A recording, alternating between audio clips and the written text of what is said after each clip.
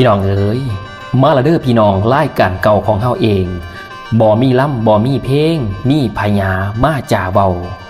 รายการเฮารายการนี้กำลังดีขึ้นกว่าเก่าบ่มีดอกน้ำเนามีแต่สาระล้วนมวนแท้แน่นอนเด้อแน่นอนเด้อ10 นิ้วอันไรแหวน2 แขนนบจอกก็ขอกล่าวว่าสวัสดีครับขอกราบนมัสการพระเถรานุเถระพานุมเนนหน่อยทุกรูปทุกนามทุกเกียรติข้ามรามวัดสุขีมันเสมอมั่นเครือเก่าแม่นยังจำผู้เบาหรือเจ้าต่างกะใจน้อกราบสวัสดีไปหาคุณพ่อคุณแม่ย่าเอื่อยย่าอายน้องนงลุงป้านาอาตลอดถึงมิตรหมอแค้นนะครับแฟนหมอเพลงนักเลงหมอลองยาพี่น้องหมอพินศิลปินหมอลำผู้มาค้ำพญานับกันเบิดถูกหม่องกะละแมนถูกบอนไก่กะไก่แต่บานหัวไฮดอกหน้าสวนผู้ฟังเอ้ยไก่กะไก่แต่ม้วนมุงเฮือนนอกกับเหล่าส่วนว่าจ่าเว้าคนเฮาอย่าได้ห่างต่างคนแมนสิอยู่ต่างบ้านค้ำเบาอย่าห่างกันเด้อต่างแต่เงินแต่ซ่านจิตใจบ่ต่างกันหักแพงแบ่งปันเศร้าทรงแกงแรงทรงต่มคนบ้านเฮานอกเอาขออำนวยอวยพรความสิริสวัสดิ์พิพัฒนามงคลสมบูรณ์พูนพ้นไร้ทุกข์ไร้โศกไร้โลกไร้ภัยขอความสะอาดสว่างสงบจงประสบมีแด่พ่อแม่ญาติพี่น้องทุกท่านทุกคนที่เกียรติติดตามรับฟังเป็นประจำกับพญาจารย์คู่พงนอพี่น้องนอเอาเพิ่นว่าบุญมีแล้วแนวดีปองใส่บุญบ่ให้แนวหายแลนโฮมขาดสิได้บินมากคือนกเจ้าขาดบ่ได้บินเจิดนี้มันก็แม่นอีหลีเมื่อนี้ก็พบพ่อกับลูกชายหล่าคุณพ่อคุณแม่จานคู่พงคนพญาลูกในบ้านหวานในกออในเงาเหล่าในไห้ไก่ในกระซุ่มพี่น้องบ้านตาเฮานะครับหลังจากวางจากการจากงานมาแล้วก็สิมาเอาพญามาฝากมาตอนแฟนคุณพ่อคุณแม่อันเป็นติหักแพงทุกท่านกะละแมนทุกคนบริเบิกเคินหาดบริขาดเคินบังนะครับพุ่นกะบานพี่นี่กะบานน้องปองดองให้หักแกนถึงยามทุกหยากแขนให้บ้านเอื่นซอยกันสายสัมพันธ์ให้ยาวแน่นสายแน่นให้มันแกนซอยพยุ่งกันสืบใบให้มันได้สืบแนวอย่าได้เจงเล่งน้ำไทยไก่น้ำแจวคาให้มันใสติ่งหลิงคือไทยไก่น้ำแจวขิงสันตัวนอพี่น้องนอกะขอเป็นแรงจิตแรงใจให้ทุกท่านทุกคนผู้เฮ็ดเวียกเฮ็ดการเฮ็ดงานเฮ็ดหัวให้หน้าสวนนะครับอยู่โรงการโรงงานอยู่ต่างจังหวัดต่างประเทศเขตบ้านดินไก่อันใดก็แล้วแต่ให้พี่น้องมีแต่สุขกับมังมีแต่ห่างกับมีอย่าเจ็บอย่าจนอย่ามนอย่ามองอย่าห้องอย่าหายอย่าไข่อย่าโซ่อย่าหัวโตกลปลอดไปหลอดปลอดภัยโชคดีไม่ใช่ทั้งไปทั้งกลับล่ำรวยโภกทรัพย์ทั้งกลับทั้งไปนอพี่น้องให้เฮาเย่าไหวดับคือกาขาบเตาเด้ออย่าได้เฮ็ดคอรอแคแลคือแบกขี่ใส่ทางให้เฮาเย่าไหวดอกคือสินไส้ฟันให้พี่น้องเอ้ยปีนี้ปั๊มปีหน้าละจังฮ้อนให้เฮาเย่าไหวคือหนทางเที่ยวไตบัดเพื่อไปข้างหน้ายังสิได้เพิงผ้าให้เฮาเย่าไหวคือสายโทรเลขเด้อบัดถ้ามีเหตุหอนยังได้ฮัลโหลเทสเจาะหากันสัตว์ตัวเนาะไปพุ่นกินปลามาพี่กินเข่าไปพุ่นกินเหล่ามาพี่สูบยาคนโบราณอีสานเพิ่นเว้าไว้นะครับหากแพงแบ่งปันกันมื้อนี้ผู้ดำเนินรายการก็คือเก่านะครับจานคู่พงคนพญาเสี่ยวพญาปริศนาธรรมบั้นอัศจรรย์มาจ้าจีโจยให้พี่น้องฟังนำกันม้วนแถลงก่อนมาว่อนเบายายพดบทสำเนาให้ซุ่มเจ้าได้ฟังต่อฝากคุณแม่ฝากคุณพ่อผู้ล่อฟังมือนี่ให้เห็นแจงแจบกระใจเบิ่งกันนะก่อนสิเว้าสิว่าก็ต้องยกนิ้วขึ้นขอบพระคุณพี่น้องที่กดไลค์กดแชร์กดหัวสิงไข่ใส่ต้มไก่เอาอีกแล้วมันบอกเป็นหัวสิงไข่กดซับสไครต์กดซับสไครต์กดติดตามแล้วก็คอมเมนต์แรงจิตแรงใจให้เด้อทุกท่านทุกคนสำหรับพญาอวยพรกำลังรวบรว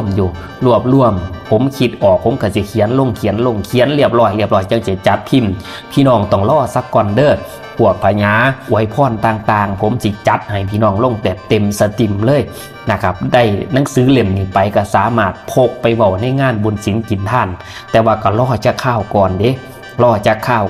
ราะว่าในการจัดพิมพ์เขียนพญาแล้วก็ส่วงสิสั่งพิมพ์ก็ต้องเบิ่งจำนวนเงินอันนี้ล่ะงอเงินนั่นหายากต้องลำบากออกรถไป เบิ่งเงินมาสิสั่งจักเล่มจักเท่าใดคุยกันก่อนส่วนพี่น้องผมสิประกาศที่หลังว่ากำลังจัดพิมพ์เด้อเป็นไปตามขั้นตอนจังได๋ก็พี่น้องล่อค่อยไปสากลจังได๋ก็ได้แน่นอนเนาะพี่น้องเนาะอย่าถิ่มอย่าปากันมื้อนี้พญาบันอัศจรรย์นะครับปริศนาธรรมบันอัศจรรย์พี่น้องคงสิเคยได้ยินอัศจรรย์ใจโอท่องสังมาแตกบาดกระโปบักเผาสังมาหมั่นกว่าโอเพิ่นว่าอ้าวเป็นหยังคือว่าจังสั่นอันนี้มันเป็นปริศนาธรรมต้องเอามาไขอธิบายให้ฟังคำว่าโอท่องสังมาแตกเปรียบเสมือนว่าคนที่ร่ำรวยแต่งตัวดีคือท่องค่ำร่ำรวยแต่บ่มีศีลบ่มีธรรมเป็นคนหลอกลวงตะบัดซัดบ่ทำบุญทำทานหรือว่าโกงกินบ้านกินเมืองพวกนี้โอท่องสังมาแตกพวกนี้เกิดมานอนบุญเก่าเจ้าของนะผลสุดท้ายบ่เฮ็ดบุญศีลกินทานบ่มีคุณธรรมหลอกลวงพี่น้องประชาชนลังเทือให้นโยบายไว้บ่เฮ็ดตอกเฮ็ดตามผลสุดท้ายมันสิแตกผลสุดท้ายสิแพ้ไพ่เจ้าของนี่โอท่องสังมาแตกบาดกระโปบักเผาสังมาหมั่นกว่าโอบาดกระโปบักเผาสังมาหมั่นกว่าโอหมายก็หมายเปรียบเสมือนคนเฮาที่บ่ร่ำบ่รวยเช่าให้เช่าหน้าแต่หูจักเข้าวัดเข้าว่า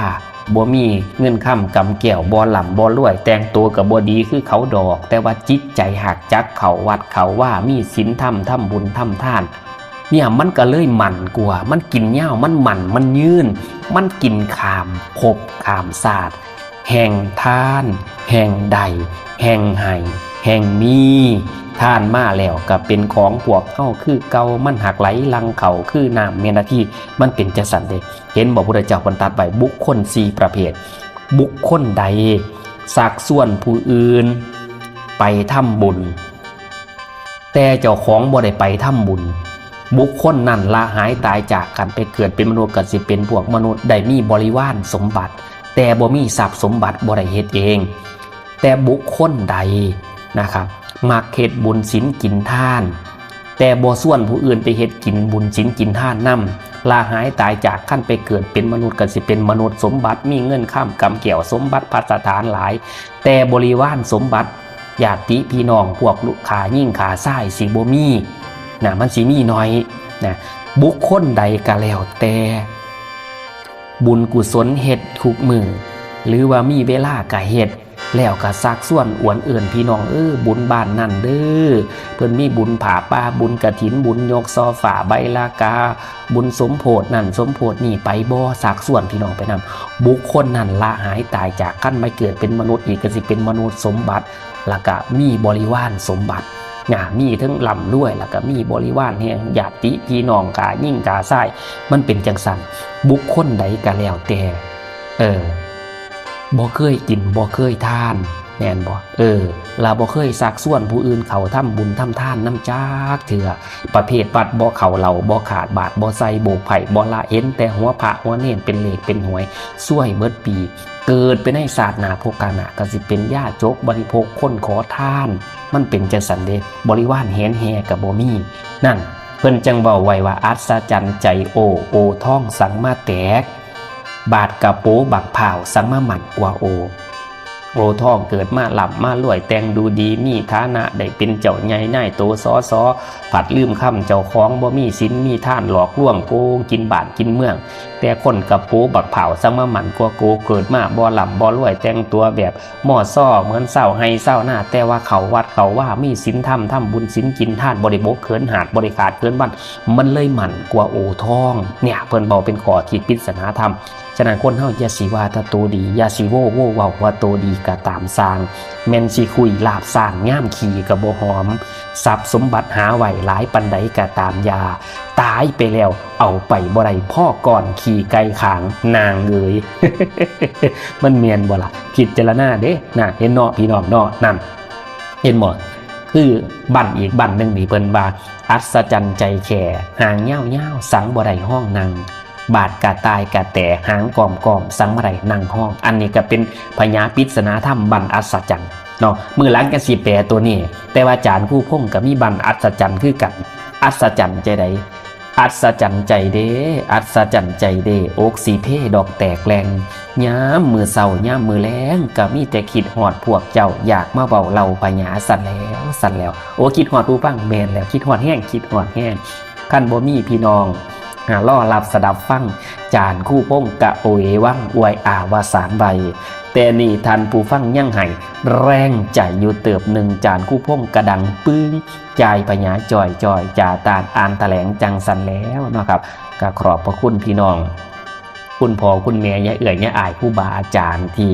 กดไลค์กดแชร์กดติดตามคอมเมนต์ให้แรงจิตแรงใจเพื่ออยากอนุรักษ์ส่งเสริมนะครับสำหรับพ่อแม่ครูบาอาจารย์นะครับมีบุญศีลกินทานจากอาจารย์คู่พงประกาศให้ฟรีบุญประเวทบุญเขาจีบุญนั่นบุญนี่บุญเดือนหอกเดือนหกยกซอฝาไปละกาสมโพธิพระประตอกพระปะทะอันใดก็แล้วแต่ประกาศให้พ่อให้แม่ครูบาอาจารย์เด้อมือนั่นมือนี่สิให้เฮ็ดบุญนั่นนี่อยากให้พี่น้องมาอุปโภโมทนาทำบุญทำทานเฮ็ดบุญร่วมสาตักบาตรร่วมศีลฝากซื้อไปเป็นบุญฝากนามสกุลใบสั่งแล้วมีน้ำกันก็เอามาแจ้งมาผมสิประกาศให้ส่วนพ่อแม่ครูบาอาจารย์ท่านใดมีพญามวลบ่ว่าสิเป็นการแต่งวิชุมาลีวชิระปันติทรัพย์ประสอดสังวาสกรสีวลี8กร8อยากเอามารวมห่วมในช่องเฮายินดีนะครับเนาะพระสงฆ์องค์เจ้าเทศแหล่มวลบรรยายธรรมมวลอยากจะเผยแผ่ธรรมะเพื่อเป็นการสืบทอดพระศาสนานำกันเก่าขอมาผมสิให้เครดิตทุกท่านซอยกันสืบห้อยตาว่าห้อยปูอันใดที่มันดิบไม่ดีในศีลในท่านในธรรมหลักกะหีบประเภทนี้อีสานบ้านตังเฮาภูมิปัญญาพญาย่อยทรงเขามาผมเห็นน้ำพี่น้องเบิดนั่นละยกใส่เก่าเท่าใส่หัวสืบห้อยตาว่าห้อยปูน้ำกันเด้อพี่น้องเด้อเอาเวลาเบิดเวลาเนาะบ่อยากจากพวกเจ้าเวลากลับมาไล่บ่อยากไกลจากพวกเจ้าเวลานั้นกะไรนี้จบคำพญาทอนี่ขอล่าที่กลับไปก่อนโอกาสหน้าจังสิย้อนมาพออีกเทื่อหลังไปก่อนเด้อไปบังท่านผู้ฟังสิจบสั่งคำพญาสายศรัทธาจงเจริญเพิดเพลินอย่าห่มหอนลงบทก่อนตอนท้ายให้สุขกายสบายใจไพ่ให้เว้นเข็นของให้ห่างหนีลำด้วยตลอดปีโชคดีตลอดไปมันยืนสวัสดีครับ